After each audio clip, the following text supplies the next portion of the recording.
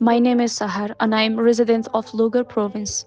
I was addicted to drugs. I received treatment at hospital by supporting UNDP project.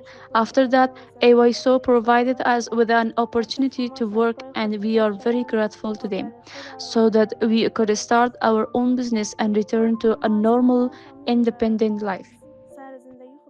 Before this, I didn't know how to manage my life, but now I have started my own business. I receive support through UNDP project with assistance of AYSO.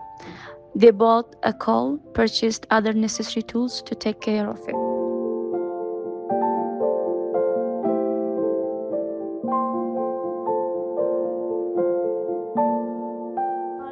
My message to those who are currently addicted to drugs is to leave and do treatment for having a happy life.